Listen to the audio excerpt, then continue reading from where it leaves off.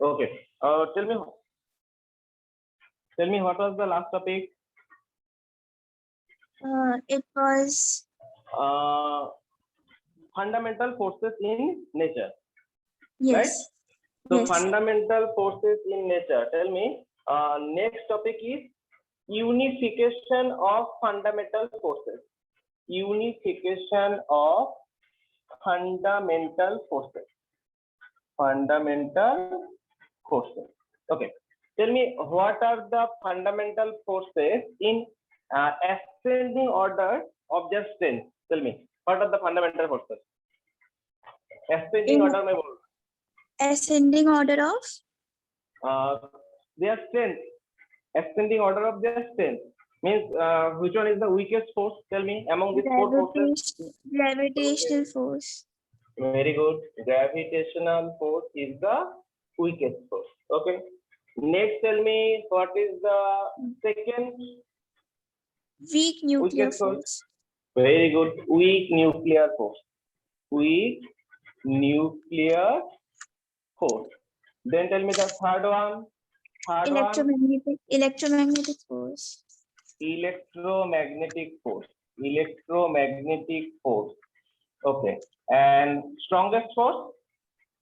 Strong nuclear force. Strong nuclear force.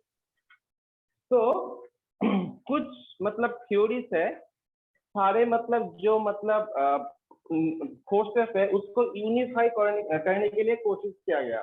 मतलब हम लोगों ने देखा था ना फिजिक्स का जो प्रिंसिपल था क्या था? एक है यूनिफिकेशन, अनदर वन है रिडक्शनिज्म, राइट? यूनिफिकेशन करने का मतलब क्या जरूरत है? If these forces can be unified, then the physics would be simpler. समझ रहे हैं ना? अगर सारे फोर्स को हम एक ही फोर्स में अगर कॉम्बाइन कर दे, यूनिफाई कर दे, तो हमारा फिजिक्स क्या होगा? मतलब सिंपल हो जाएगा। तो यूनिफिकेशन का यही मतलब फंडा था, right?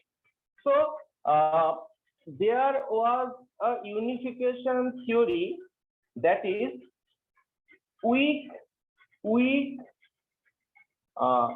electroweak force. Electroweak force. Electroweak force क्या है? Electroweak force is a force that unifies this weak nuclear force and electromagnetic force. Week nuclear force और इलेक्ट्रोमैग्नेटिक फोर्स को यूनिफाई करने के लिए कोशिश किया गया और उसका नाम क्या दिया गया? Electroweak force. तुमको मैंने लास्ट क्लास में एक टेबल दिखाया था, उसमें एक मैंने साइंटिस्ट का नाम भी बोला था, पाकिस्तानी साइंटिस्ट अब्दुल सलाम, क्या था ना? अब्दुल सलाम। और दो साइंटिस्ट थे, बोलो उन लोगों का नाम क्या था? अब्दुल सलाम, उसके बाद क्या था? शेल्डन Glashow,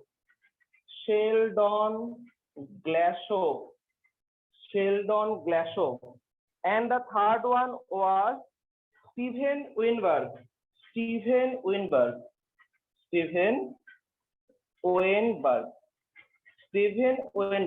इन ये तीनों साइंटिस्ट ने मतलब ये जो दो फोर्सेस है, वीक न्यूक्लियर फोर्स और इलेक्ट्रोमैग्नेटिक फोर्स को यूनिफाई करने के लिए कोशिश किया और उसका नाम क्या दिया गया? Electroweak force. जैसे कि देखो इलेक्ट्रोमैग्नेटिक फोर्स जो था वो भी दो फोर्स का यूनिफिकेशन था।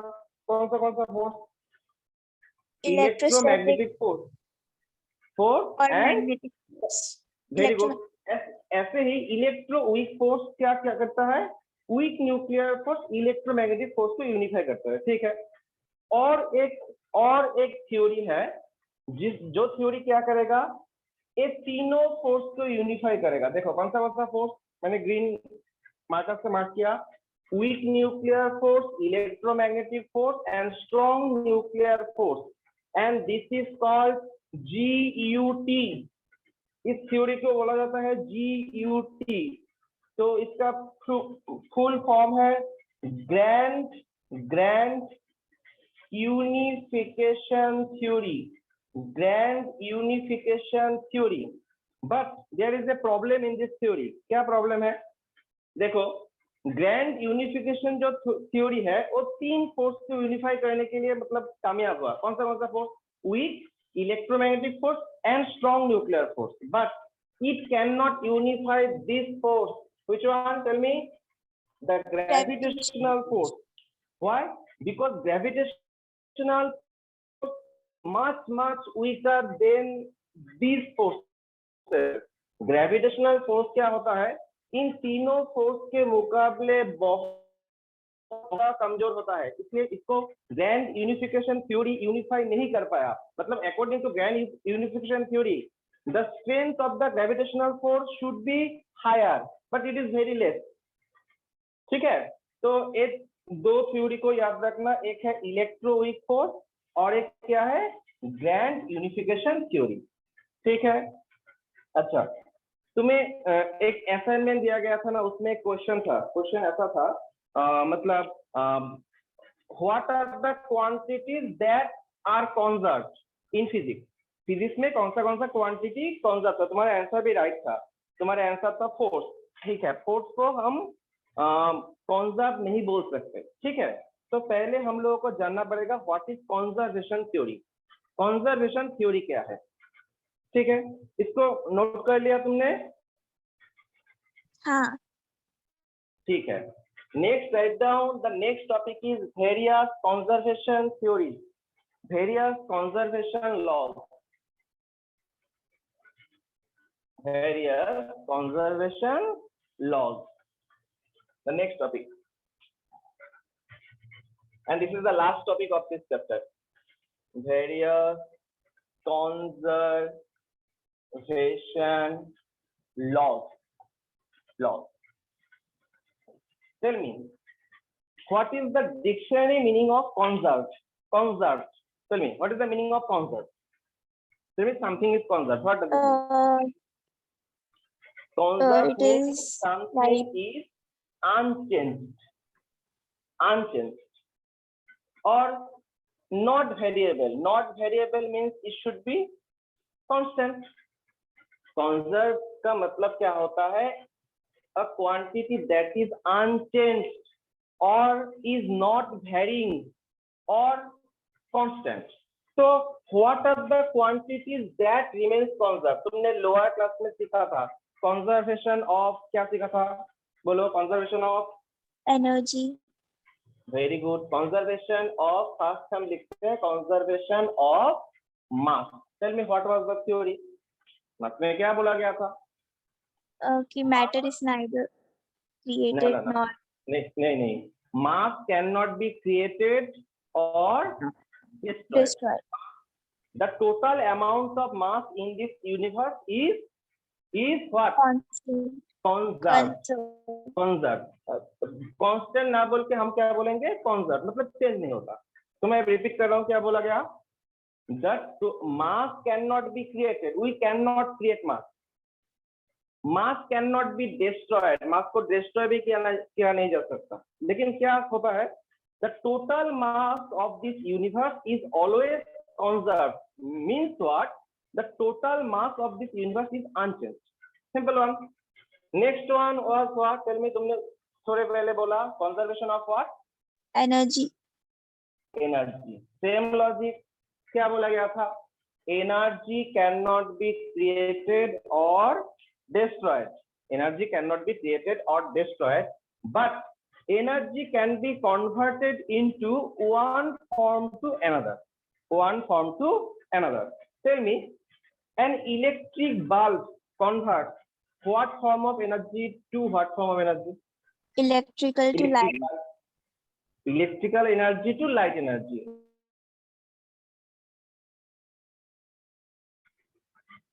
Heater, electrical energy to heat energy. Tell me, this one, mechanical energy to what energy? Sound energy.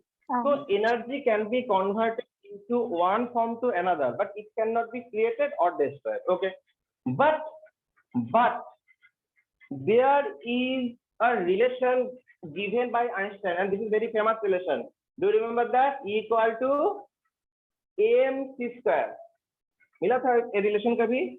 हाँ. इसके ऊपर दो मूवीज भी है, देखना. E equal to mc square एक मूवी का नाम भी है. ठीक है, E equal to mc square. देखो तो तुम लेफ्ट हैंड साइड में क्या है?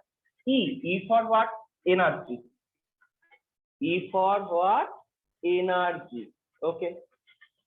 M for what? M is mass. Mass मतलब क्या है? Energy and mass, and these two quantities are related. How they are related? Means what? Energy can be converted into mass and mass can be converted into energy. But in our day-to-day life, this conversion doesn't happen. हम लोग का जो day to day life है उसमें मास energy में convert नहीं होता है, एनर्जी मास में कन्वर्ट नहीं होता है. बट न्यूक्लियर फ्यूजन जो मतलब रिएक्शंस रिलेटेड टू न्यूक्लियस होता है, उसमें क्या होता है? Some amount of mass is converted into energy और some amount of energy is converted into mass. समझ में आया? डे टू डे लाइफ में ऐसा नहीं होता है. किसमें होता है? किसमें होता है? जब क्या होगा? न्यूक्लियर फ्यूजन होगा. Nuclear fusion means any nuclear reaction लिख देता हूँ. Any nuclear reaction, in any nuclear reaction क्या होता है? Energy, some amount of energy, very small amount of energy is converted into mass. Some amount of mass is again converted into what? Energy. Tell me, then in nuclear fusion और fusion conservation of mass, ये तो valid नहीं है. देखो, सम amount of मास अगर convert हो जाएगा energy में तो मास क्या कंजर्व रहेगा? नहीं. मास तुमने पहले बोला कंजर्वेशन ऑफ मास में total amount of mass is conserve, change नहीं होता. लेकिन न्यूक्लियर रिएक्शंस में क्या होता है? Some amount of mass energy में कन्वर्ट हो जाता है, तो मास तो नहीं कंजर्व नहीं होता है. तब क्या होता है? कितना अमाउंट ऑफ मास कितना एनर्जी प्रोड्यूस करेगा, हम इस रिलेशन से कैलकुलेट कर सकते हैं. सिमिलरली इन न्यूक्लियर फ्यूजन और फ्यूजन एनर्जी कंजर्व नहीं रहता, एनर्जी भी मास में कन्वर्ट होता है. तो देयर इज ए, देखो, conservation of mass and conservation of energy ये डे टू डे लाइफ में ठीक है, लेकिन न्यूक्लियर रिएक्शंस में ये कंजर्व नहीं रहता. ठीक है, ये नोट करना है. ठीक है. देन थर्ड वन, और तुमने क्लास 9 में पढ़ा था conservation of momentum. To be specific इसको हम बोलेंगे लीनियर मोमेंटम. मिला था कंजर्वेशन ऑफ लीनियर मोमेंटम? हाँ. मिला ना? Linear momentum. Tell me what is momentum? Momentum is the product of mass and mass and velocity. मैं एग्जांपल लेता हूं तुमको. देखो एग्जांपल कैसा है? मान लो you have been given a wooden slab. एक वुडन स्लैब है, इसका मास है capital M and a bullet of mass small m is fired with velocity v. Okay, and this slab is at rest. Tell me, what is the momentum? What is the total momentum of these two masses? क्या momentum होगा? Total momentum बोलो क्या होगा? इसका momentum क्या होगा? Bullet का momentum होगा mass into velocity, mv. Okay done. What is the momentum of this slab? This slab, mass into velocity of this slab. अभी जो वुडन स्लैब दिया गया है उसका तो इनिशियल वेलोसिटी मैंने क्या बोला? 0, रेस्ट में है, तो हम क्या लिखेंगे? m into 0. क्लियर? तो a क्या है? This is momentum before collision. Collision से पहले क्या हुआ? उसमें देखा ये था मोमेंटम बिफोर कलिजन. अभी देखो क्या हुआ आफ्टर कलिजन. क्या देखा गया? आफ्टर कलिजन देखा गया जो बुलेट है ना, वो बुलेट इस वुडन स्लैब में एम्बेडेड हो गया. एम्बेडेड हो गया मतलब थोड़ा, मतलब मान लो थोड़ा अंदर चला गया ऐसे बुलेट. ठीक है. अभी ये जो टोटल मास है, ये दो मास एक साथ कैपिटल भी वेलोसिटी से मूव कर रहा है. कैपिटल भी, ये स्मॉल भी था, ये कैपिटल भी. अभी बोलो स्लैब, दिस वुडन स्लैब और एक बुलेट का टोटल मास कितना होगा? अभी तो ये एम्बेडेड हो गया है, एक साथ है दो मास. So what will be the total mass? Tell me. Capital M plus plus small m. small m. Now tell me, what would be the momentum after collision? So the next one, right hand side में लिखना है क्या? Momentum after collision. Tell me, what would be the momentum? Total mass, capital M plus small m into the velocity. Velocity is capital V. देखो मैंने equal लिखा, मतलब क्या होता है? इक्वल है मतलब क्या होता है? बिफोर कॉलिजन जो टोटल मोमेंटम था, आफ्टर कॉलिजन जो टोटल मोमेंटम है वो क्या है? सेम है। इक्वल है मतलब क्या है? कॉन्सेप्ट है, चेंज नहीं हुआ। बिफोर कॉलिजन जो था, before collision momentum is equal to after collision momentum. That means linear momentum has not changed, it is conserved. clear हाँ इसको हम डिटेल में पढ़ेंगे। मैं बोल रहा हूँ फर्स्ट चैप्टर में हम सिर्फ एक ओवरव्यू देख रहे हैं, इसको हम डिटेल में पढ़ेंगे। क्या है एक्चुअली, क्या होता है इसमें? वेलोसिटी वेक्टर भी इन्वॉल्व होगा, मोमेंटम वेक्टर इन्वॉल्वमेंट आएगा। तो वेक्टर तो हमने नहीं सीखा अभी तक, तो बाद में आएगा, ठीक है? ओके, तुम ये भी नोट कर सकते हो, बिफोर कॉलिजन आफ्टर कॉलिजन जो मोमेंटम है।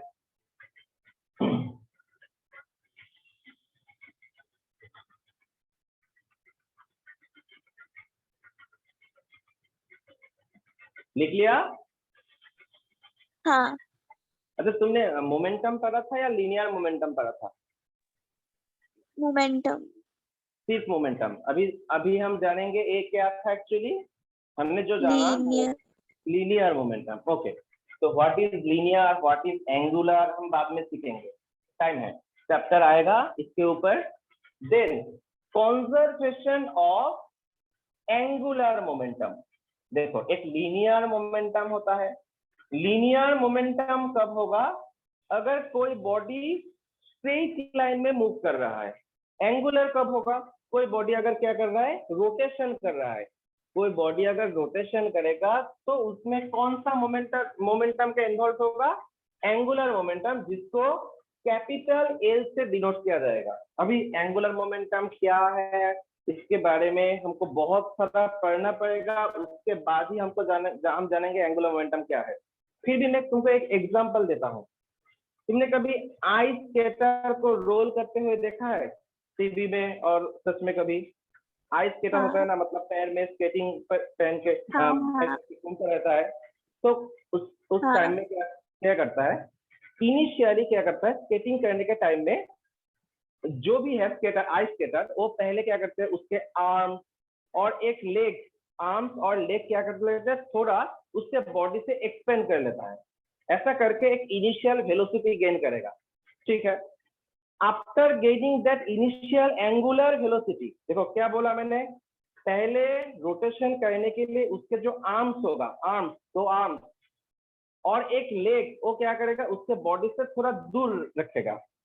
अभी थोड़ा इनिशियल वेलोसिटी गेन करने के बाद वो क्या करेगा? उसका जो आर्म्स है उसके बॉडी के फिर क्लोज लेके आएगा। जब भी बॉडी के क्लोज उसके आर्म्स और लेग आ जाएगा, उसका रोटेशन का जो स्पीड होगा वो सडनली बढ़ जाएगा। समझ में आया? इनिशियली उसका आर्म्स लेग क्या था? बाहर था, उसका कुछ एंगुलर वेलोसिटी था, कुछ वेलोसिटी से रोटेट कर रहा था। अभी रोटेशन का स्पीड बढ़ाने के लिए वो क्या करेगा? उसका जो आर्म्स है उसके बॉडी के वेरी क्लोज लेके आएगा। तब हम देखेंगे उसका एंगुलर स्पीड बढ़ जाएगा। तो ये जो इवेंट होता है, ये जो फिनोमेना होता है, किस लिए होता है? Due to conservation of angular momentum. ठीक है, तुमको अभी पूरा समझ में नहीं आएगा क्योंकि हम लोग को, तुमको आइडिया ही नहीं है what is angular momentum. You know that angular momentum is something which is related to what? Related to rotation. Okay, हम सीखेंगे। तुम देखना आइस स्केटर कैसे रोटेट करता है, उसका जो मतलब रोटेशन का स्टाइल देखना। पहले आर्म्स को एक्सपेंड कर लेगा, उसके बाद रोटेशन को स्पीड बढ़ाने के लिए आर्म्स को उसके बॉडी के क्लोज लेके आएगा, स्पीड बढ़ जाएगा। ठीक है, उसके बाद हम सीखेंगे मैं क्यों बोल रहा हूँ? अभी हमने नहीं सीखा, अभी जस्ट डिस्कस नहीं चल रहा है, सीखेंगे बाद में। ठीक है, ये भी ए फर्स्ट ईयर में मिलेगा, फर्स्ट ईयर मतलब 11 में मिलेगा। और जो मैं लास्ट वाला लिख रहा हूँ वो तुमको 12 में मिलेगा। conservation of charge. Conservation of charge क्या होता है? Conservation of charge समझने के लिए मान लो मैंने एक कंटेनर लिया, एक कंटेनर, इसमें 3 balls है, 3 balls, suppose there are 3 balls, okay. इसमें चार्ज है +q, इसमें चार्ज है -3q और इसमें चार्ज है +5q, 5q। Tell me, what is the total charge within this box? What is the total charge? Tell me, what is the net charge inside this box? Plus Q q minus 3q plus 5. 5q. Tell me, 5q plus q means 6q. 6q minus 3q means plus 3q. Okay. अभी हमने क्या किया, ये जो container है, ये जो box है, इसको मैंने पूरा शेक किया, ऐसे हाथ में लेके ऐसे शेक किया। आफ्टर शेकिंग मैंने देखा ये तीनों बॉल्स में चार्ज का एक क्या हुआ, एक्सचेंज हुआ। कैसे एक्सचेंज हुआ? मान लो देखा गया आफ्टर शेकिंग इसमें चार्ज आया -2q, ठीक है। इसमें चार्ज आया मान लो 4q प्लस 4q। अभी तुम गेस कर सकते हो थर्ड बॉल में कितना चार्ज रहेगा। अगर चार्ज कॉन्जर्व होगा, आप before shaking and after shaking total amount of charge अगर कॉन्जर्व रहना है तो इसमें भी टोटल चार्ज +3q ही होना है। अभी +3q कैसे होगा? पहले गेंद में चार्ज है -2q, ठीक है। सेकेंड बॉल में चार्ज है +4q, ठीक है। अभी थर्ड बॉल में कितना चार्ज होने से टोटल चार्ज 3q होगा? गेस करो, simple mathematics. 2q minus 3q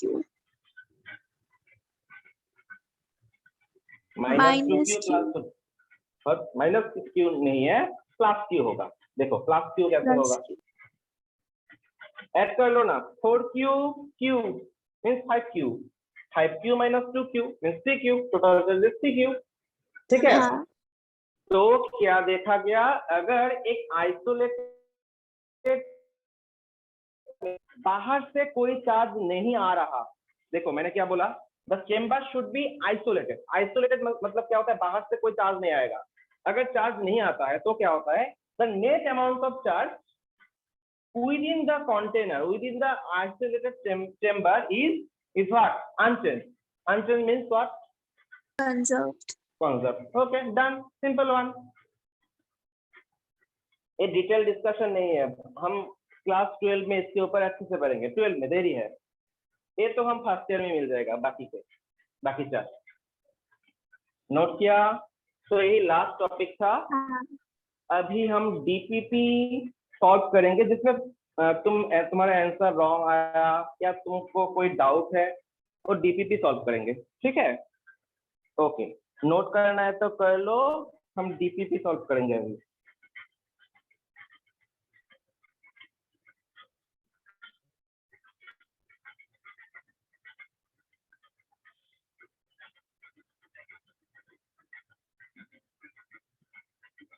okay, तुम्हारा आंसर तुम्हारे साथ है अभी, तुम्हारे कॉपी में जिसमें तुमने आंसर लिख, ठीक है, वो चेक करना, ठीक है। Okay, so what was the first question? Do you have another screen to check the question? Yes sir. तुम मतलब क्लास किस में कर रहे हो, लैपटॉप में या मोबाइल में? मोबाइल में, पर स्प्लिट स्क्रीन हो जाएगा, 1 मिनट में कर लो। हाँ, 2 स्क्रीन एक साथ होगा तो देख लो, कर लो।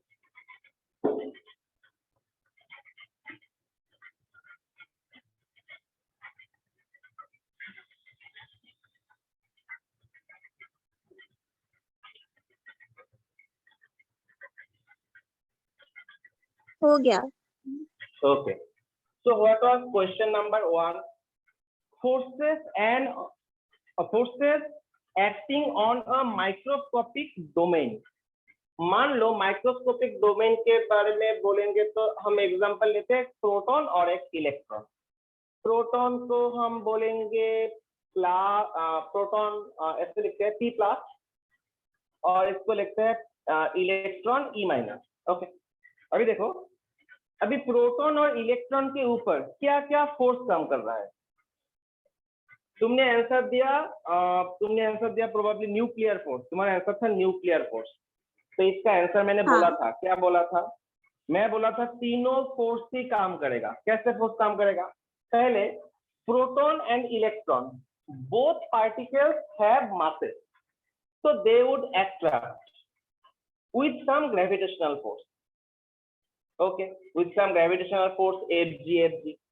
Then these particles have charges proton electron. अच्छा, मान लो दो प्रोटॉन लेते हैं, प्रोटॉन P प्लस न्यूक्लियस में दिखाया था ना।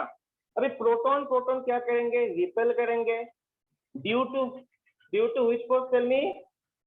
Electrostatic force. Okay, tell me dominance किसका ज्यादा होगा? न्यूक्लियर फोर्स का डोमिनेंस ज्यादा होगा ना। ये इसमें देखो, इलेक्ट्रोस्टैटिक फोर्स का डोमिनेंस ज्यादा होगा, ठीक है, इस दोनों में। अभी मैंने बोला ये जो डिस्टेंस है, this is within a distance of 10 to the power minus 15 metre. मैंने ये डिस्टेंस क्यों मेंशन किया? तुमको मैंने बोला था न्यूक्लियर फोर्स का रेंज क्या होता है? 10 to the power minus 50 metre. मतलब अगर इसका डिस्टेंस ज्यादा होगा तो न्यूक्लियर फोर्स का कोई एग्जिस्टेंस नहीं रहेगा। तो मैंने बोल दिया डिस्टेंस तो 10 to the power minus 50 metre है, तो इसमें और एक थर्ड टाइप का फोर्स का एग्जिस्टेंस है। क्या है? Tell me. Strong nuclear force. Okay, अभी देखो सबसे ज्यादा डोमिनेंस किसका होगा? बोलो। न्यूक्लियर फोर्स का। तो क्वेश्चन क्या दिया गया है? क्वेश्चन दिया गया है what are the forces acting on the microscopic particles. Force तो तीनों ही काम कर रहा है। हाँ, तीनों फोर्सेस ही है, लेकिन डोमिनेंस स्ट्रॉन्ग न्यूक्लियर फोर्स का ज्यादा है। इसका मतलब नहीं है बाकी फोर्स नहीं है डोमिनेंस कम है, ठीक है। So what will be the answer? Tell me. One का आंसर क्या होगा? D. All of this. Okay, right. Next one, macroscopic forces are. Question number 2, macroscopic forces are. Macroscopic force मतलब क्या होता है? जो लार्ज बॉडीज में दिखाई देता है, ठीक है। और nuclear force is not macroscopic, right. Nuclear force तो माइक्रोस्कोपिक पार्टिकल्स में काम करता है। तो क्या क्या है? ऑप्शन क्या है? Contact forces between fluid. मतलब क्या होता है कॉन्टेक्ट फोर्स? ये भी हम क्लास 11 पार्ट 2 में सीखेंगे, मैकेनिकल प्रॉपर्टीज ऑफ फ्लूइड। देखो, फ्लूइड का जो दो लेयर्स होता है, उसके ऊपर एक क्या होता है? फ्रिक्शनल फोर्स काम करता है फ्लूइड के लेयर्स के ऊपर, जिसको हम बोलेंगे विस्कस फोर्स। तो विस्कस फोर्स जो है वो क्या करता है? लार्ज बॉडीज के ऊपर काम कर रहा है। फ्लूइड लेयर ये तो माइक्रोस्कोपिक नहीं है, तो इसके ऊपर काम करेगा। समझ में आया? फ्लूइड के लेयर्स के ऊपर जो फोर्स काम करेगा वो मैक्रोस्कोपिक होगा, मतलब वो लार्ज ऑब्जेक्ट है, layer. Okay, next one what? Viscous force. Viscous force क्या होता है? मैंने थोड़ी देर पहले बोला, फ्लूइड के लेयर के ऊपर जो फोर्स होता है। फ्लूइड मतलब क्या होता है? एयर को भी फ्लूइड बोल सकते हैं, गैस को भी फ्लूइड बोल सकते हैं, लिक्विड को भी फ्लूइड बोल सकते हैं। Fluid means that can flow. Flow कौन सा स्टेट कर सकता है? लिक्विड और गैस। तो इसके ऊपर जो फोर्स लगेगा वो विस्कस फोर्स है। अभी देखो, लिक्विड लेयर बोलो, गैस लेयर बोलो, ये तो माइक्रोस्कोपिक नहीं है, मैक्रोस्कोपिक है, लार्ज ऑब्जेक्ट है। तो इसमें भी लगेगा macroscopic force. Surface tension. Now another thing is surface tension. What is surface tension? Surface tension मतलब क्या होता है? देखो, एक ग्लास बोल में तुम एक पानी लिया, ग्लास बोल में तुम पानी लिया, तो पानी का जो अपर लेयर होता है वो कर्व होता है या फ्लैट होता है? कर्व होता है। नहीं, एक वो ग्लास फ्लैट में होता है। हाँ। अपर लेयर तो फ्लैट होता है। अभी मेरा क्वेश्चन है फ्लैट क्यों होता है? दूसरा भी तो शेप हो सकता था, ऐसे मतलब कार्ड हो सकता था, ऐसे हो सकता था। एक देखो ना, एक बोल लिया जिसमें तुमने ग्लास लिया जिसमें वाटर है, तो उसका आउटर शेप क्या होता है? फ्लैट होता है। क्यों फ्लैट होता है? Due to this force, due to the third force. क्या फोर्स है? Surface surface tension. tension. Surface tension क्या है? सरफेस टेंशन एक प्रॉपर्टी है जिसके लिए the upper layer or the free surface of a liquid behaves as stretched membrane. stretched membrane मतलब क्या होता है?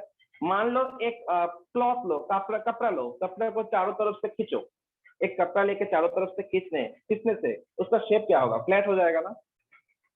फ्लैट हो जाएगा ना? तुमको एक रुमाल दिया गया है, रुमाल, हैंडकरचीफ, उसको तो हम दोनों चारों तरफ से खींचेंगे तो फ्लैट हो जाएगा ना? तो लिक्विड का जो अपर लेयर होता है और जो फ्री सरफेस होता है वो भी ऐसे ही काम करता है। तो किसके लिए काम करता है? कौन सी प्रॉपर्टी के लिए? Surface tension. Surface tension. अभी सरफेस टेंशन देखो, लिक्विड के लेयर के बारे में मैं बोल रहा हूँ। ये क्या माइक्रोस्कोपिक है? माइक्रोस्कोपिक है?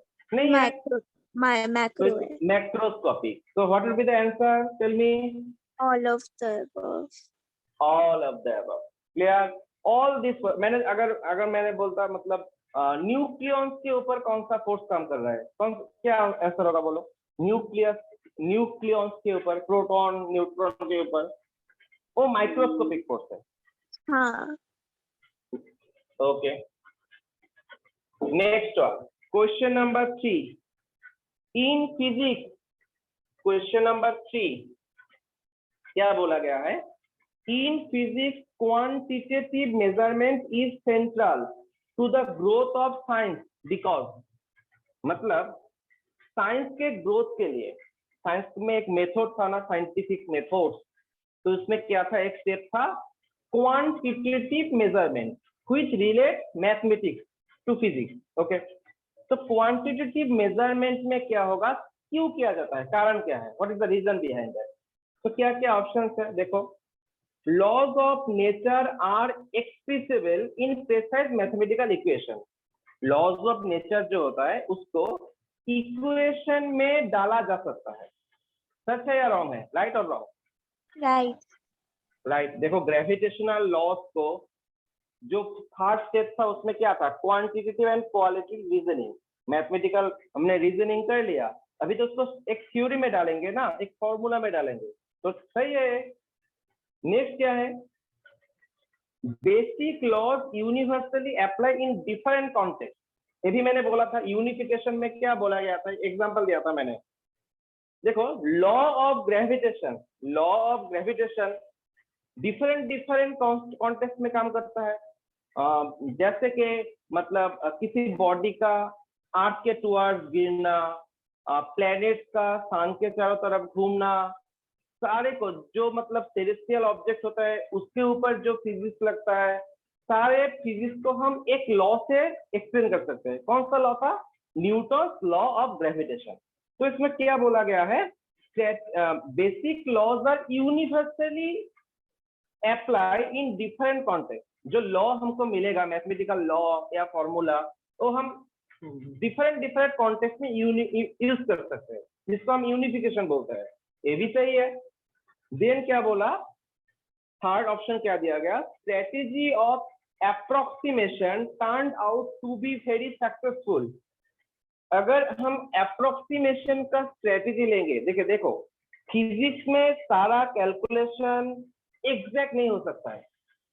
मैं अगर बोलूंगा what is the length of this pen, length of this pen, exact तुमको कैलकुलेट करने के लिए बहुत सारा इंस्ट्रूमेंट चाहिए, लेकिन मैंने तुमको एक मीटर स्केल दिया। अभी देखो मीटर स्केल में तुम इसका लेंथ एग्जैक्ट नहीं कैलकुलेट नहीं कर पाओगे। कैसे नहीं कर पाओगे? देखो तुमने बोला sir length of this pen is suppose 0.12 metre, पर देखा गया एक्चुअल लेंथ था 0.1256 मीटर।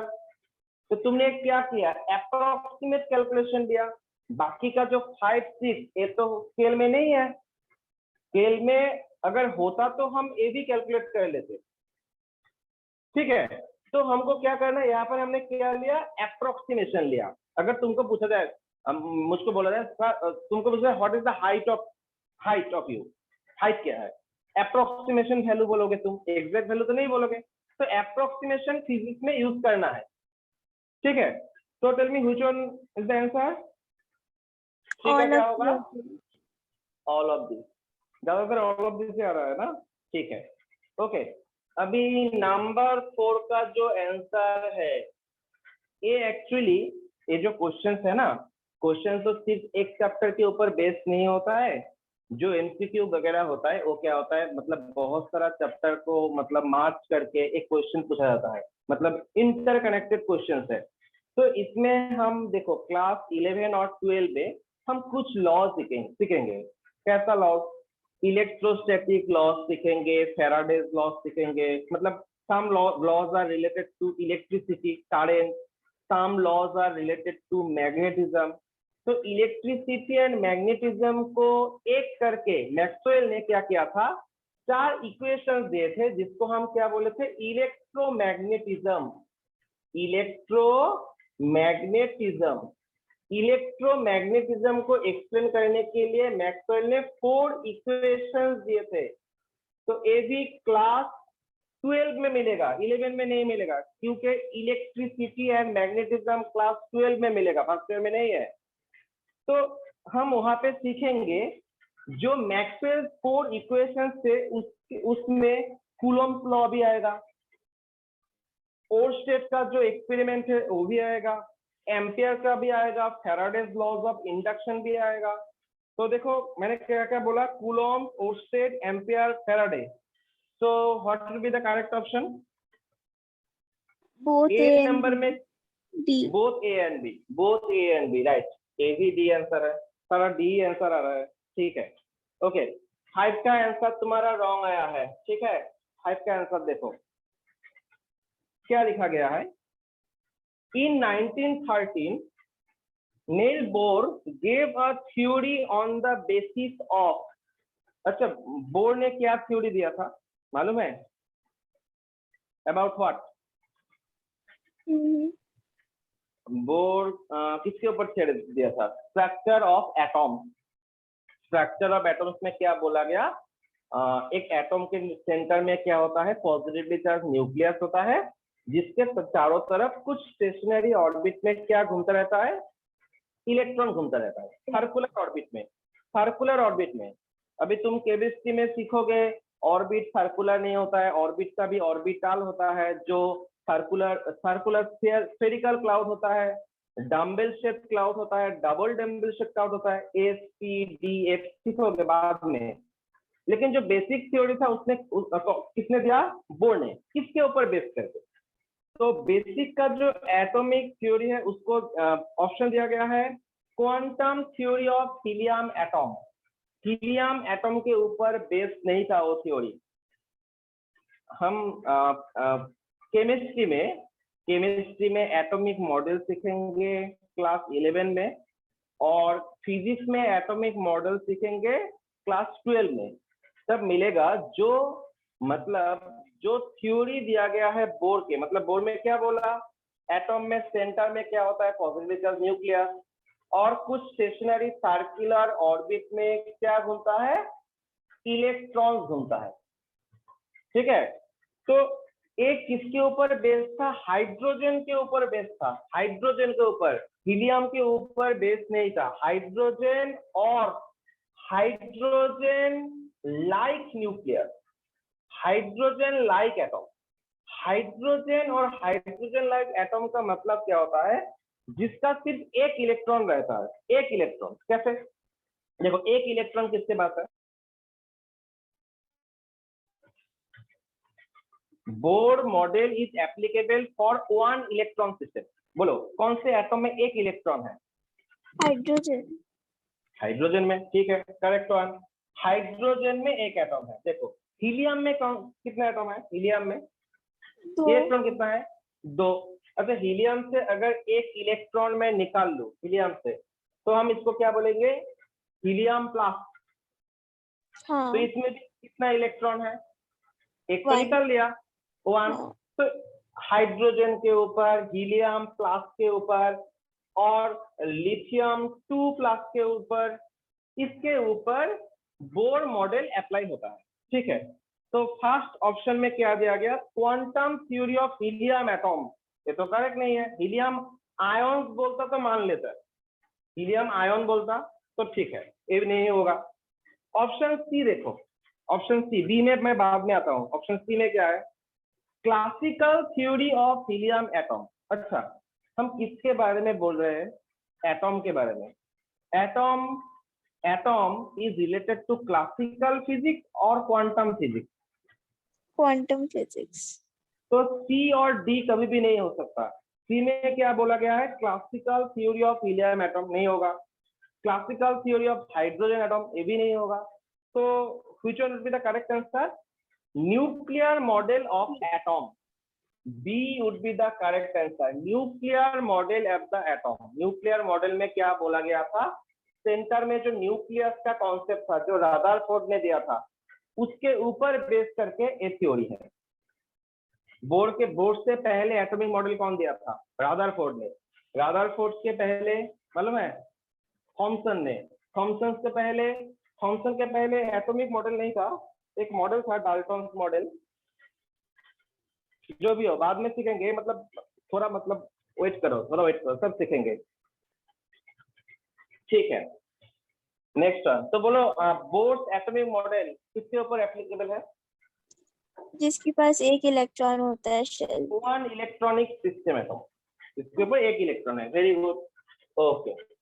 क्वेश्चन नंबर 6, ये तो तुम्हारा राइट आंसर था। सोनार कौन सा वेव एमिट करता है, अल्ट्रासोनिक वेव, अल्ट्रासोनिक वेव। ठीक है, करेक्ट था। 7, क्वेश्चन नंबर 7 में जाओ। Question number 7, which year was declared as the International Year of Physics in recognition of Einstein's monumental contribution to physics?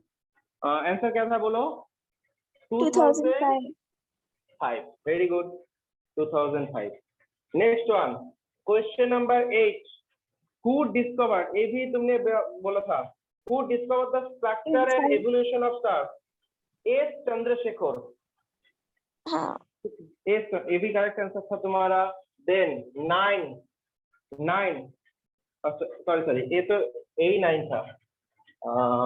8, question number 8, 9 तो चंद्रशेखर था, Chandrashekhar means सी। 8 में क्या बोला गया था, what is the range of gravitational force, tell me. Infinite. Very good, infinite is the range. 10, who discovered existence of neutron? ये भी answer तुम्हारा ठीक था, James Chadwick. 11, which of the following is not fundamental force in nature? Tensile force. Very good, tensile force, the answer. Then 12, in which year did Han and Meitner discover the phenomena of neutron induced fusion? ये भी answer तुम्हारा ठीक था, 1938। That is the option number A। 13, अच्छा, which quantity is not conserved? ठीक बोला था तुमने, force is not conserved। Okay, right one। 14, who invented the cyclotron? ये भी आंसर तुम्हारा ठीक था, अर्नेस्ट ओर्लैंडो लॉरेंस। ये भी तुम्हारा ठीक था। 15, who experimentally demonstrated the connection between lightning and electricity? क्या आंसर होगा बोलो, Benjamin Franklin.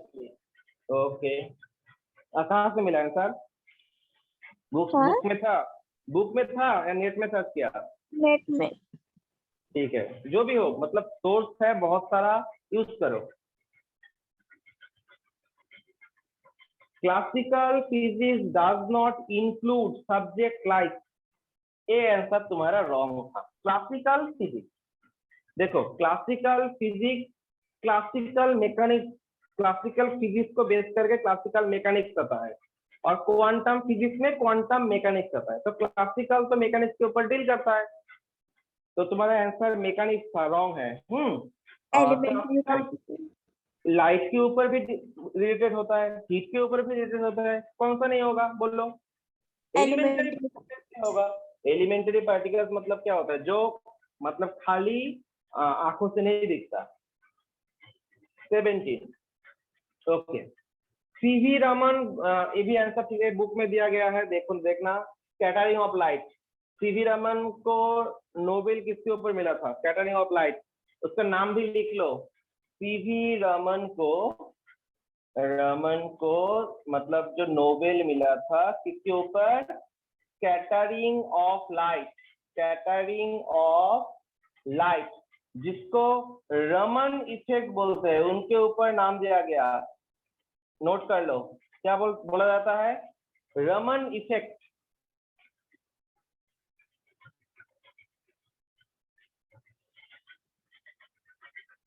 Okay. 19, which of the following is not a branch of physics?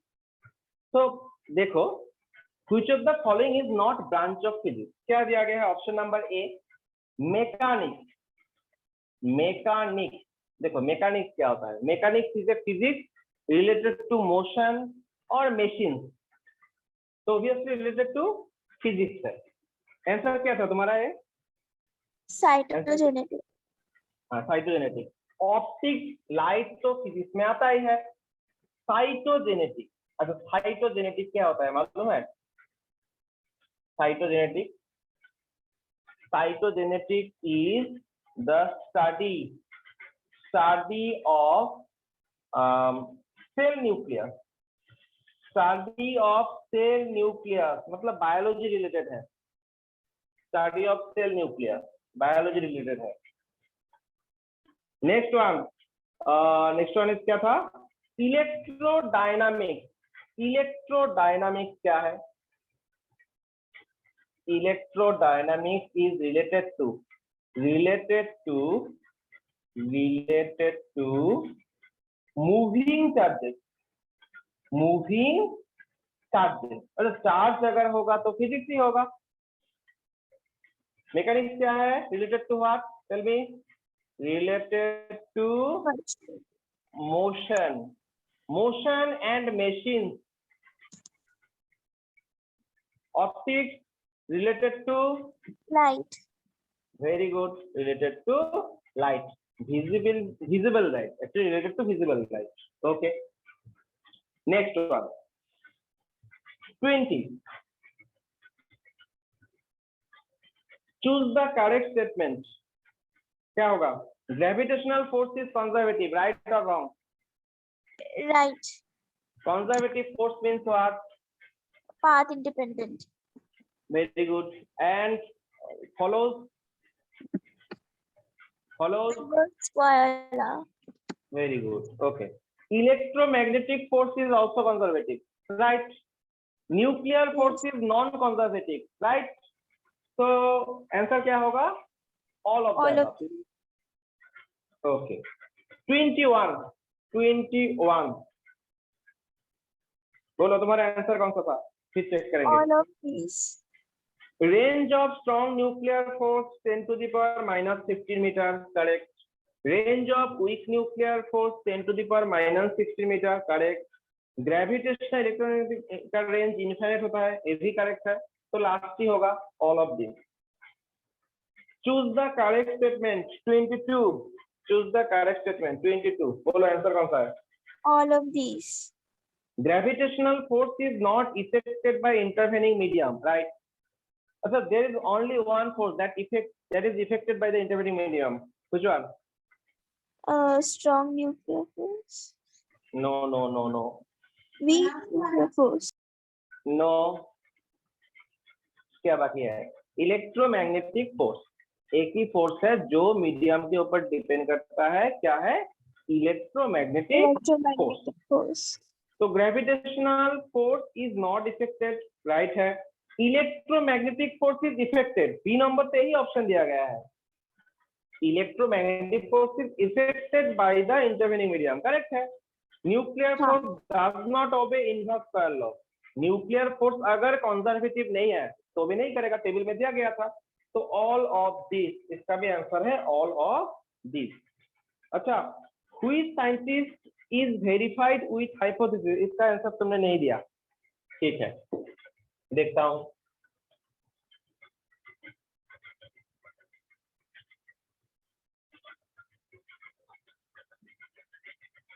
(24) Who is scientist who is verified with hypothesis?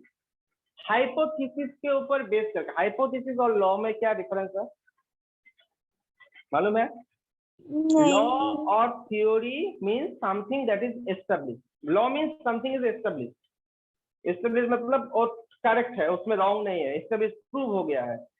अभी जो मतलब hypothesis है, hypothesis मतलब एक अनुमान है, ये हो सकता है नहीं भी हो सकता है, उसको वेरीफाई करना है, ठीक है।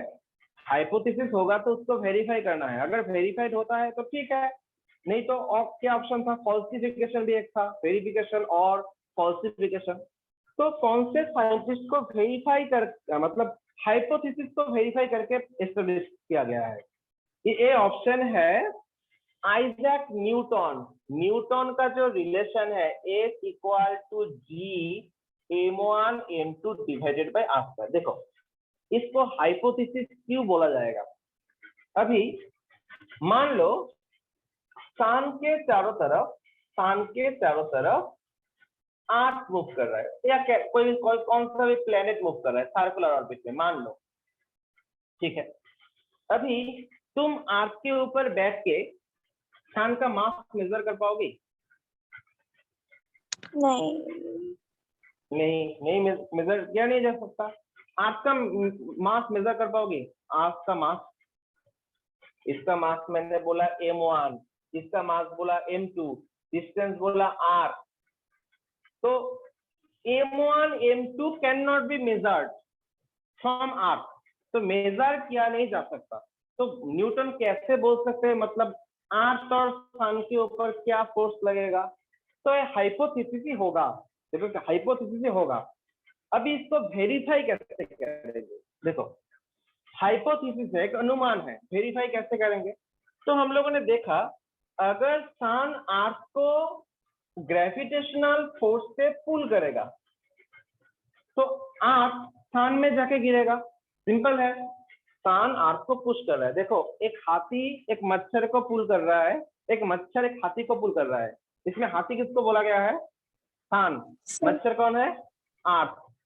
बोलो अभी कौन किसके तरफ जाएगा?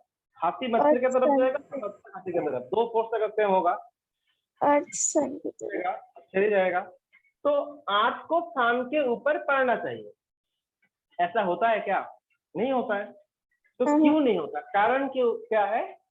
क्योंकि अर्थ एक वेलोसिटी से, एक स्पीड से रिवॉल्व करता है। देखो हम बाद में सीखेंगे, मतलब क्लास 11 में सीखेंगे, अगर कोई बॉडी सर्कुलर पाथ में मूव करता है तो उसके ऊपर एक फोर्स काम करता है, उसको हम बोलेंगे सेंट्रीफ्यूगल फोर्स। सुना है कभी सेंट्रीफ्यूगल फोर्स? हाँ मिला है, ठीक है, हाँ। Very good.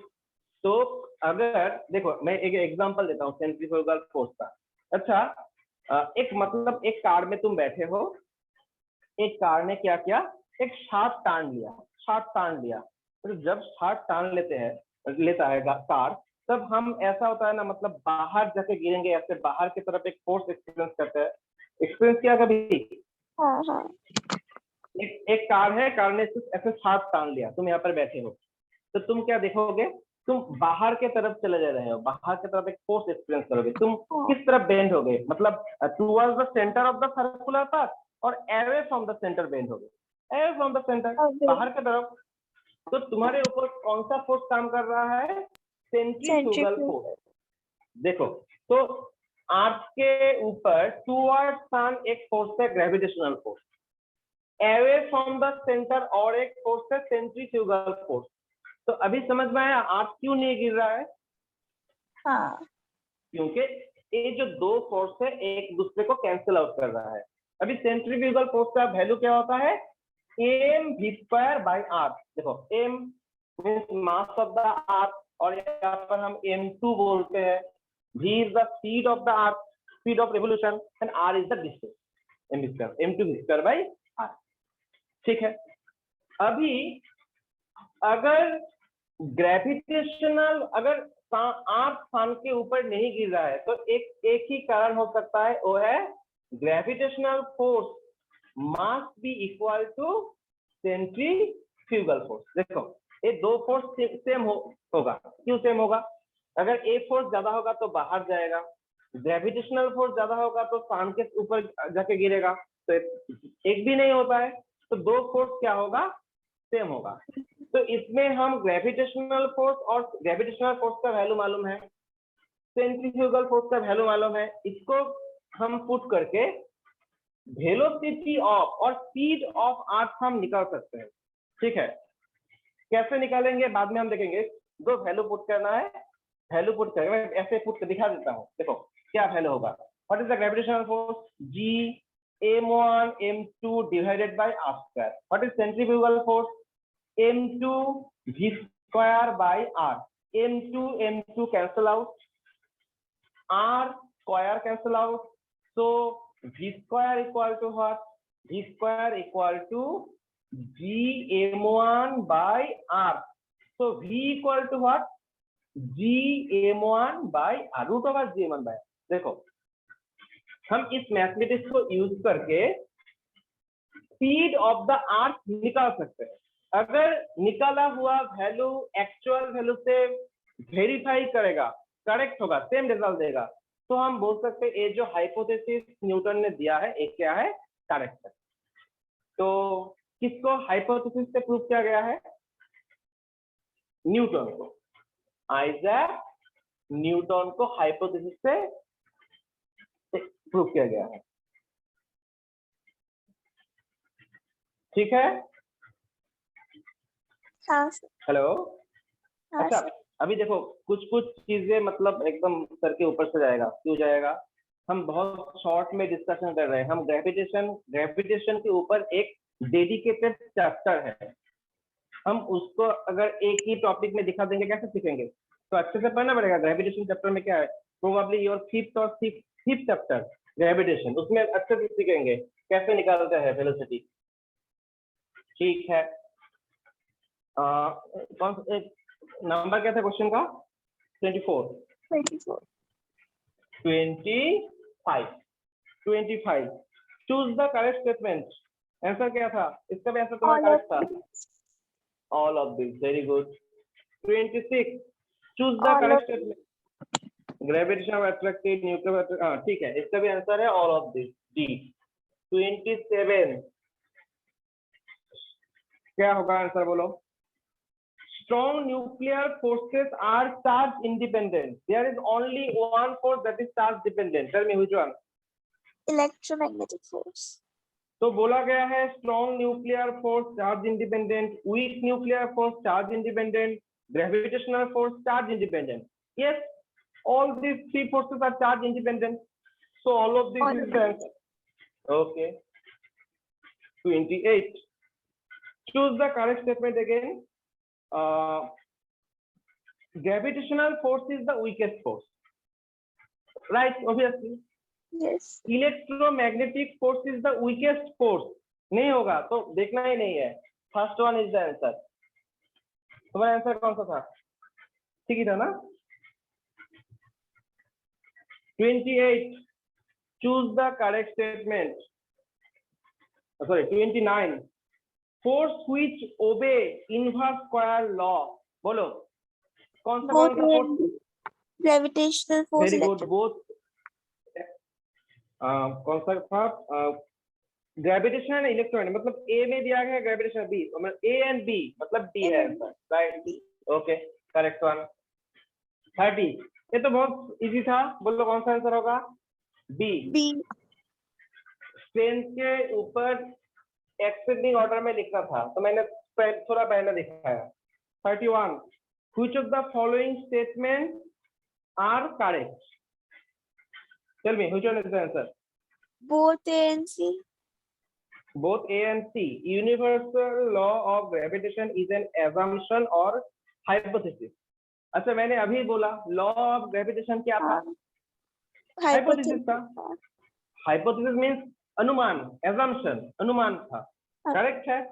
अच्छा तुमने बोला सी भी करेक्ट होगा, universal law of gravitation can be verified. अच्छा मैंने दिखाया जो हाइपोथेसिस था उसको वेरीफाई किया जा सकता है, हाँ अभी दिखाया मैंने, तो हाँ सेम इसके ऊपर ही था। तो right one is option number D, A and C both are correct. Then 32, so finally tell me, law of gravitation is law, पहले लॉ था या हाइपोथेसिस था? हाइपोथेसिस। पहले हाइपोथेसिस था, अनुमान था, उसके बाद इसको वेरीफाई किया गया, देखा गया जो हाइपोथेसिस था, अनुमान था, वो करेक्ट है। अभी इसको हम क्या बोल सकते हैं? अभी क्या बोलते हैं? हाइपोथेसिस ऑफ ग्रेविटेशन और law of gravitation. Law of gravitation. अभी लॉ हो गया है, वेरीफाई हो गया है, अगर वेरीफाई नहीं होता तो फॉल्सिफाइड हो जाता है। Okay next one, the scientific principle involve in super computer, ये तो तुमको नहीं मिलेगा, बुक में भी नहीं है, ये है सुपर कंडक्टर। सुपर कंडक्टिविटी के ऊपर बेस्ड होता है super computer. Next 33 strategy of approximation involves, tell me which one? approximation मतलब क्या होता है? राइट, मैंने अभी बोला ना इस पेन का लेंथ क्या था, मैंने क्या बोला 0.1345 ऐसा कुछ बोला ना, तो इसके ऊपर हम अप्रोक्सीमेशन क्या लिख सकते हैं? 0.13 मीटर, 0.13 मीटर, मतलब इसको हम अप्रोक्सीमेशन में नहीं लाए, इस अप्रोक्सीमेशन कर दिया, ठीक है। तो अप्रोक्सीमेशन क्या है? Extracting essential features of A phenomena from significant aspect, significant जो एस्पेक्ट है उसको लेके इसको एक्सपेक्ट, इसको बात मतलब नहीं लेते, ठीक है। 33 का आंसर क्या होगा? तो बी। 34, मैं ज्यादा फास्ट बोल रहा हूँ या ठीक है?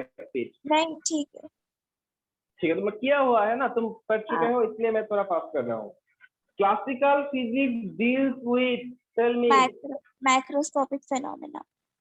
Very good, macroscopic is option number A.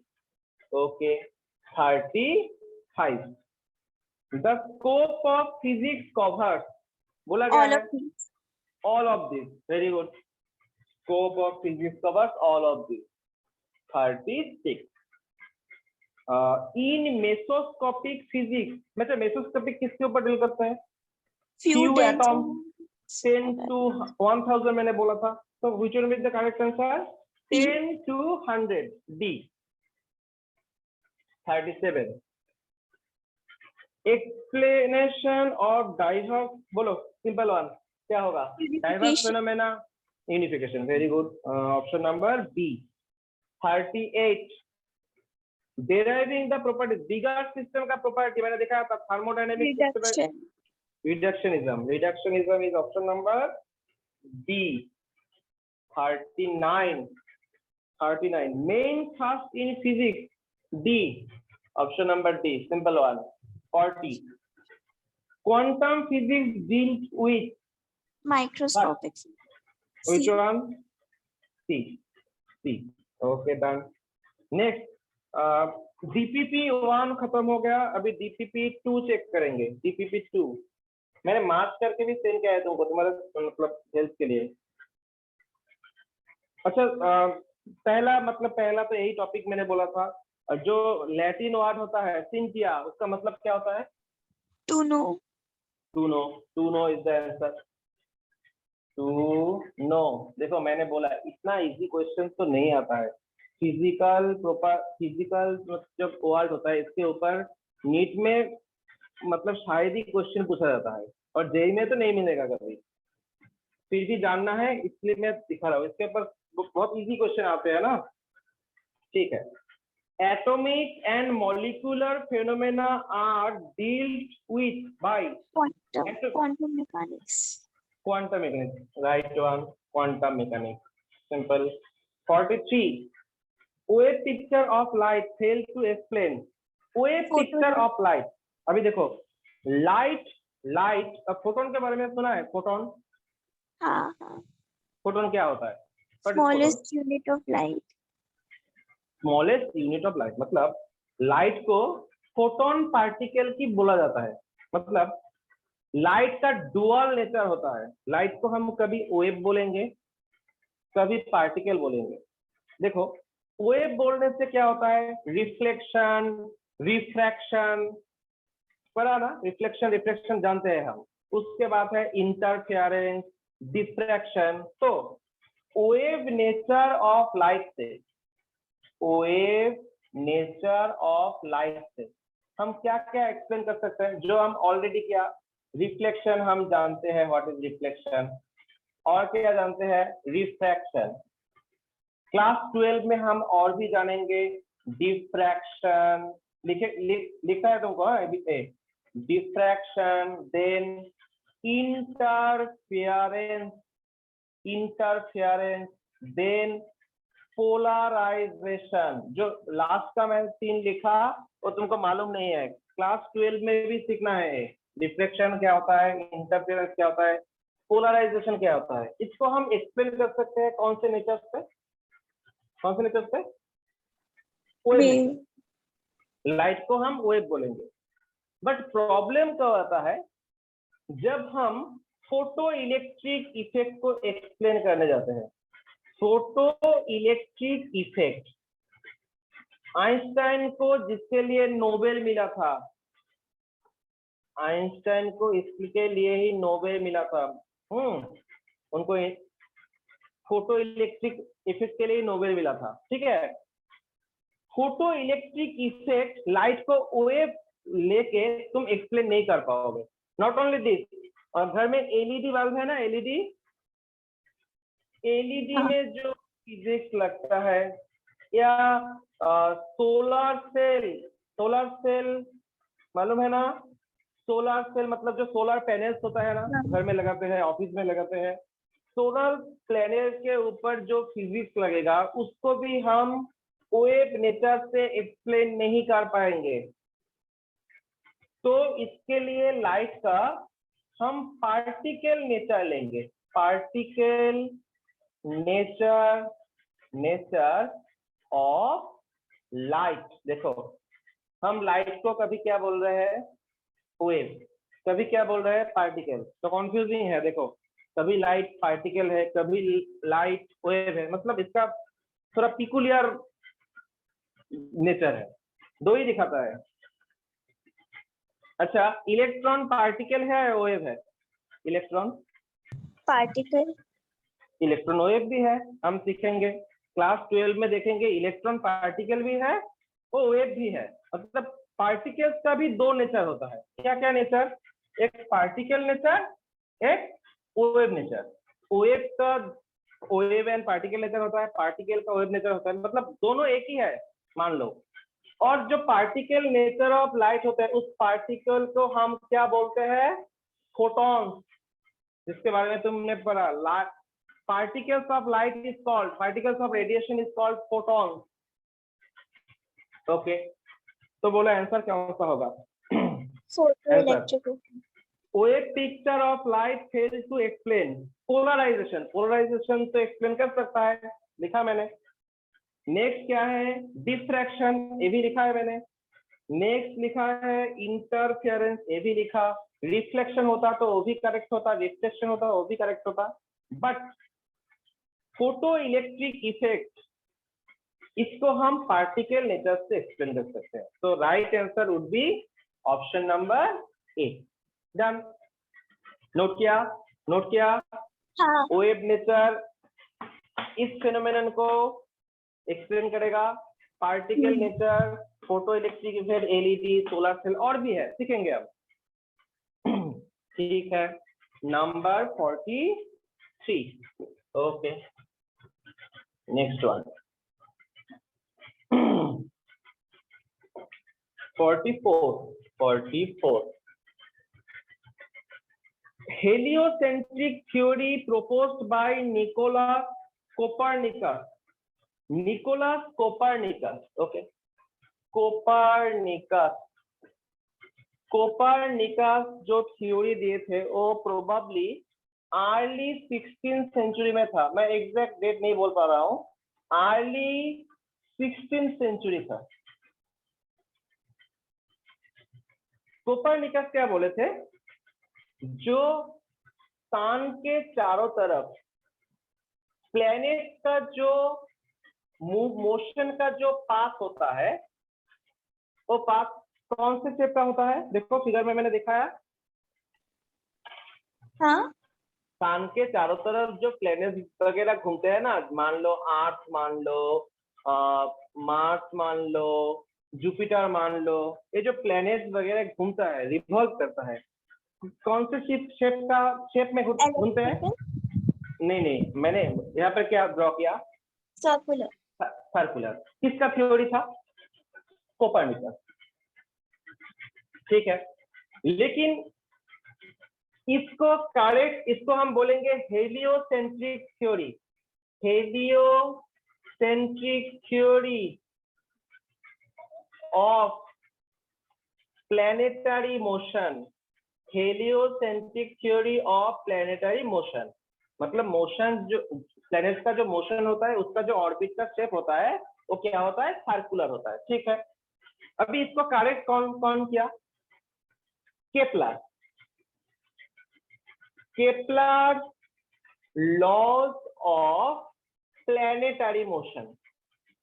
Kepler laws of planetary motion मिला है तुमको? तो नहीं मिला है? लोअर क्लास में जानते हो?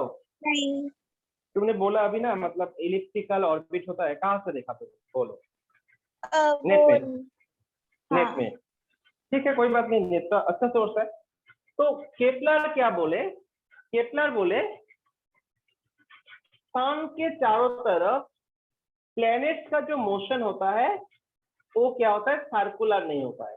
क्या होता है? इलिप्टिकल होता है। Elliptical orbit of planet. Elliptical orbit of planet. तो प्लैनेट मान लो अर्थ सन के चारों तरफ सर्कुलर ऑर्बिट में नहीं घूमता है। ठीक है, इसके ऊपर 3 लॉस थे। एक सब ऑर्बिट इलिप्टिकल होता है, उसके फोकाई में सन रहता है। अभी फोकाई क्या है, बहुत ज्यादा डिस्कशन होगा, हम बाद में सीखेंगे, ग्रेविटेशन में सीखेंगे। ठीक है, डिटेल में मैं नहीं जा रहा हूँ। तो बोलो कौन सा आंसर होगा? Replaced by elliptical orbits to fit the data. Heliocentric theory proposed by Nicolas Copernicus was replaced by elliptical orbit to fit the test of new elliptical orbit to fit the data better. Elliptical orbit to fit the test of new rulers of Italy, replaced by the parabolic orbit to fit the data. Which one? Tell me. Correct answer कौन सा है? B. B is the correct answer. Elliptical orbit. ठीक है, किसने दिया? Kepler. इसका मतलब ये नहीं है मतलब कोपरनिकस मतलब रॉन्ग दिया, मतलब कोपरनिकस को हम छोटा नहीं बोल रहे हैं। कोपरनिकस लॉ दिया, इसीलिए केपलर उसको करेक्शन कर पाया। ऐसे ही होता है। अगर रदरफोर्ड एटॉमिक मॉडल नहीं बोलते तो बोर नहीं आते, बोर नहीं बोलते तो उसके ऊपर सोमरफेल्ड मॉडल नहीं आता। तो साइंस ऐसे ही प्रोग्रेस होता है। कोई लॉ देगा, उसको हम वेरीफाई करेंगे, रॉन्ग होगा तो उसको मॉडिफाई करेंगे। ठीक है, next one 45। Newtonian mechanics could not explain. Newtonian mechanics मतलब क्या होता है? देखो, न्यूटन का लॉज ऑफ मोशन है ना, first law, second law, third law of motion, मालूम है? Laws of motion, first law, second law, third law. हाँ, उसके ऊपर जो फिजिक्स है उसको हम बोलेंगे न्यूटोनियन मैकेनिक्स। ठीक है, fall of bodies on earth, Newton mechanics fall of body on earth explain कर सकता है, मैकेनिक्स रिलेटेड है। Some of the most basic features of atomic phenomena नहीं कर सकता। एटॉमिक फेनोमेना क्लासिकल थ्योरी या quantum mechanics, sorry Newtonian mechanics explain नहीं कर पाएगा। क्वांटम मैकेनिक्स चाहिए। movement of planets can be explained by Newtonian mechanics. Flight of rocket भी explain कर सकते हैं. So which one is the option? B. B में क्या दिया गया था? Some of the most basic features of atomic phenomena. तो atomic phenomena अगर explain करना है तो हमको चाहिए क्वांटम फिजिक्स, न्यूटोनियन फिजिक्स. मैंने बोला था ना क्लासिकल जो फिजिक्स होता है एक्चुअली किसने दिया क्लासिकल फिजिक्स? न्यूटन ने. क्लासिकल फिजिक्स को तो न्यूटोनियन मैकेनिक्स भी बोल सकते हो, न्यूटोनियन फिजिक्स भी बोल सकते हो. ठीक है. 46 scientific method is a prescribed method. चलिए which is the correct answer? C. A body of techniques for investigating phenomena and acquiring new knowledge. Obviously scientific method में बोला गया था क्या था? नेचर को लॉज को हम सीखेंगे और उसका जो मैनिफेस्टेशन है नेचुरल वर्ल्ड में उसको हम सीखेंगे और प्रिडिक्ट करेंगे और मॉडिफाई करेंगे. तो सी करेक्ट आंसर होगा. सी. 47 sorry this one 47. A scientific theory cannot be changed but can be reformulated. Scientific theory को चेंज किया नहीं जा सकता. मैंने अभी बोला अगर कोई साइंटिफिक थ्योरी रॉन्ग होगा तो हम क्या कर सकते हैं? उसको मॉडिफाई कर सकते हैं. तो कैन बी मॉडिफाइड नहीं होगा. यहाँ पर लिखा can not be change. Wrong. Is fixed once and for all because it is logical. Scientific method या साइंटिफिक थ्योरी अगर एस्टेब्लिश किया जाए उसको हम चेंज नहीं कर सकते. सेकंड में बोला गया है उसको मॉडिफाई किया जा सकता है. मैं बार बार बोल रहा हूँ. रॉन्ग है. C is change to suit the new fashion among the scientist. Scientist के हिसाब से लॉस चेंज होगा. ऐसा होगा क्या? साइंटिस्ट को क्या अच्छा लगेगा क्या बुरा लगेगा उसके ऊपर तो नहीं होता है. उसके क्या फैशन है उसके ऊपर नहीं होगा.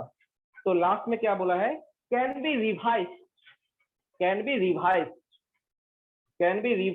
if required to fit new phenomenon or data. अगर मैंने बोला था ना Newton's law of gravitation planets के ऊपर काम करेगा, मासेस के ऊपर काम करेंगे, लेकिन माइक्रो पार्टिकल ऊपर तो काम नहीं करते, चार्जेस के ऊपर काम नहीं करते. तो हम क्या करेंगे?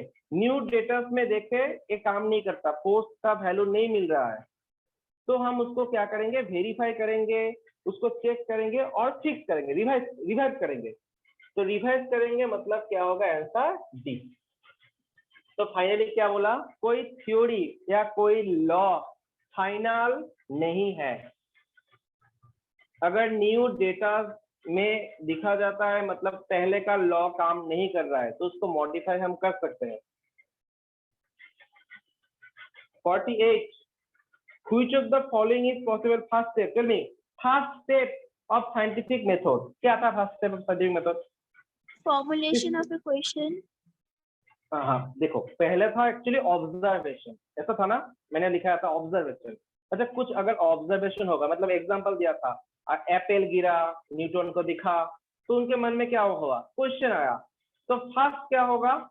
Observation and some question. उसके बाद एक्सपेरिमेंट आएगा. तो कौन सा आंसर है बोलो? Formulation of a question. D.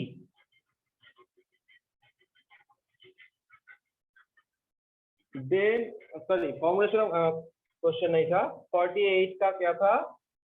Conducting test formulation of question. हाँ सी था. सी. डी नहीं है. सी.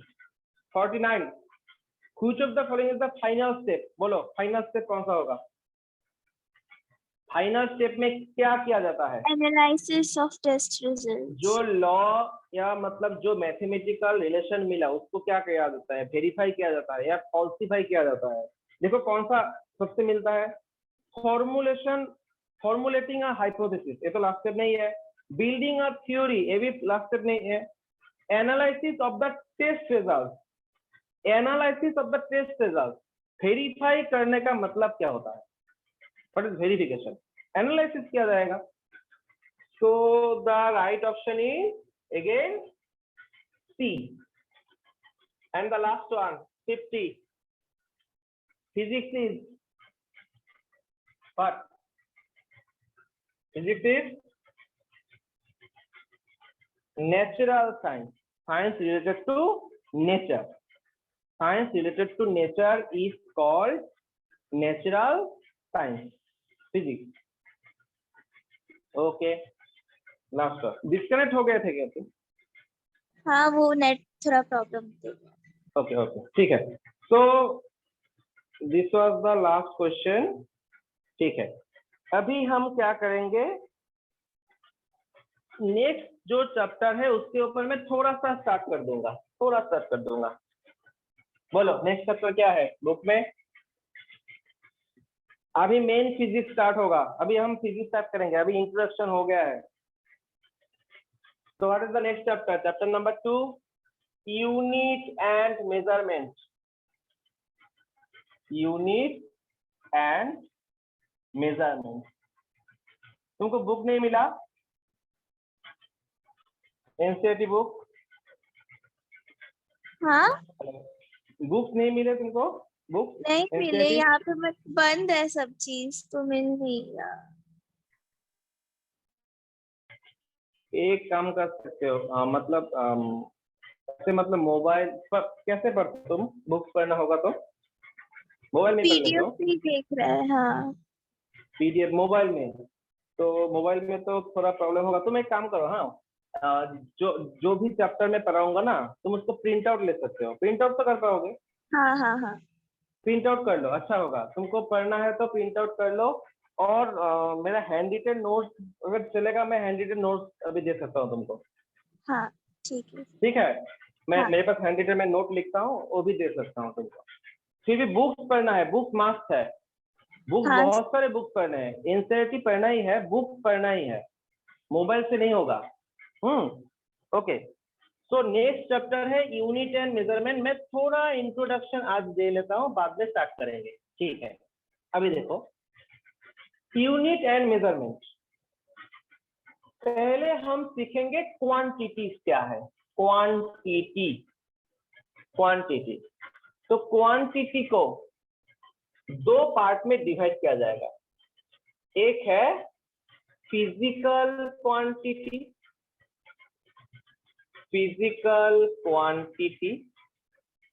और एक है नॉन फिजिकल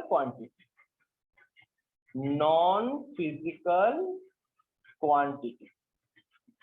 फिजिकल क्वांटिटी किसको बोला जाएगा? Physical quantity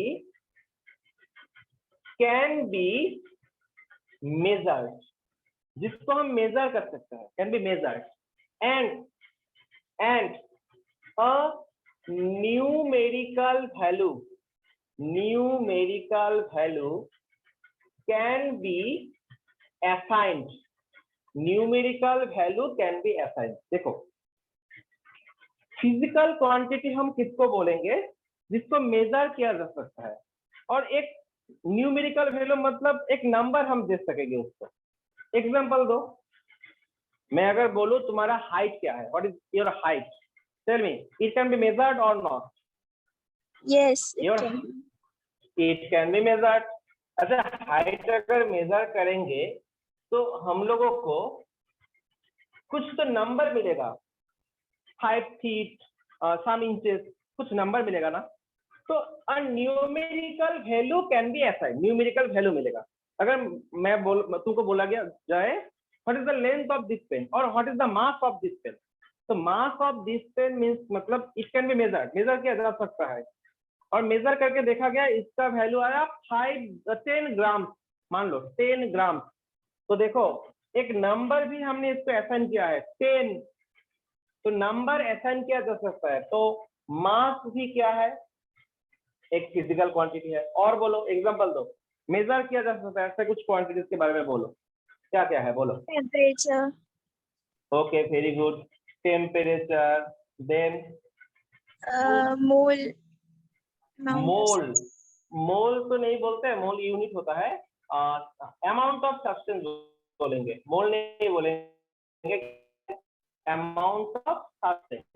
mole is not physical quantity, mole is unit of amount of substance. Then time can be measured, age can be measured, velocity can be measured, force can be measured, speed can be measured. So these are the quantities that can be measured. Okay, ठीक है। अभी देखो non physical quantities क्या है, समझ में आ रहा है ना? क्या होगा, बोलो क्या हो सकता है? It can not be measured, cannot be measured, something that cannot be measured. देखो आज मैं बहुत खुश हूँ, I am very happy today. Tell me what is your amount of happiness? Can you measure it? No. Happiness कैसे measure करें? आज मैं बहुत दुखी हूँ, I am very sad today.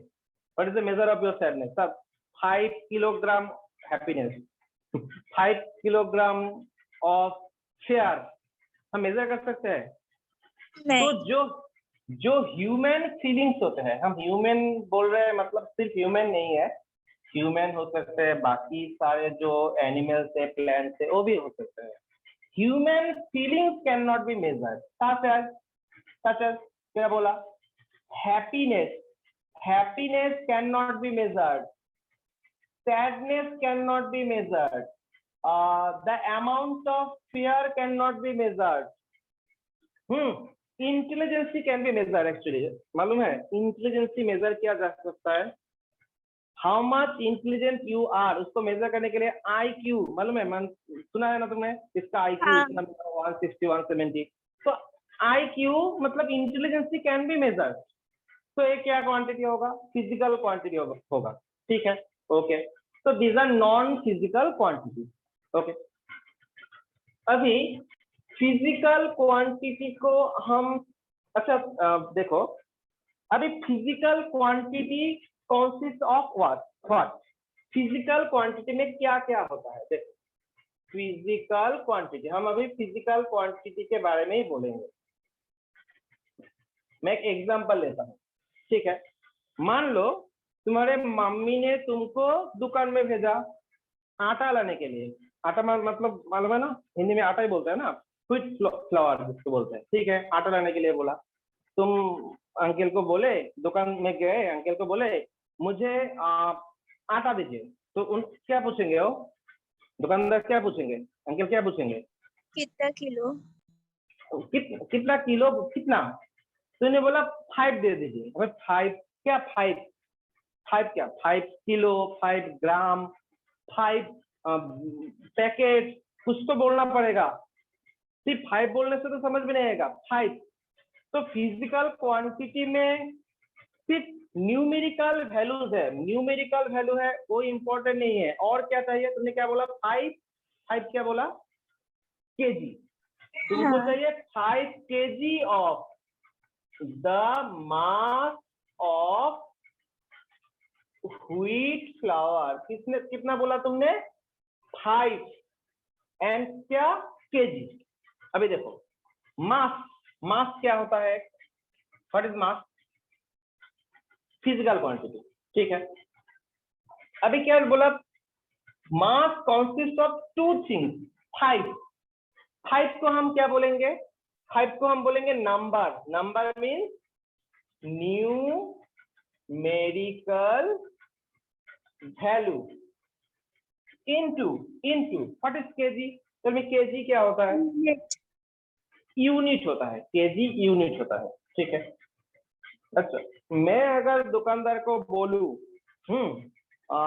5 packet आटा दीजिए मुझे, 5 पैकेट आटा, और तुमने बोला 5 केजी आटा, बोलो किसका एप्रोप्रिएट ज्यादा होगा? कौन एप्रोप्रिएट ज्यादा होगा, तुम या मैं? तुमने क्या मांगा? 5 केजी ऑफ आटा, और मैंने क्या पूछा? 5 पैकेट्स ऑफ आटा। बोलो कौन सा ज्यादा करेक्ट है?